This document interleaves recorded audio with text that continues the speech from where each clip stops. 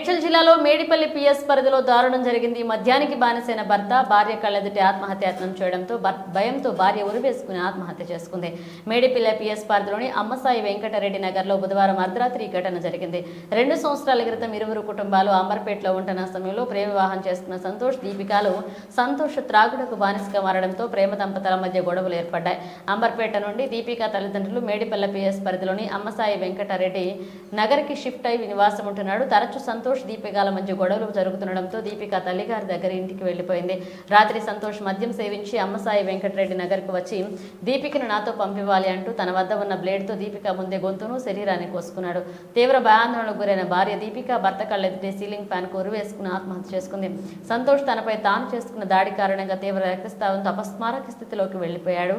ఇంట్లో నుంచి శబ్దాలు విని ఇరుగు పొరుగు వారు రావడంతో దారుణం వెలుగులోకి వచ్చింది. వెంటనే పోలీసులకు సమాచారం అందించగా మేడిపల్లి పోలీసులు ఘటనా స్థలానికి చేరుకున్నారు. గాయపడిన సంతోష్ను చికిత్స నిమిత్తం ఆసుపత్రికి తరలించారు. దీపిక మృతదేహాన్ని పోస్టుమార్టం నిమిత్తం గాంధీ ఆసుపత్రికి తరలించారు.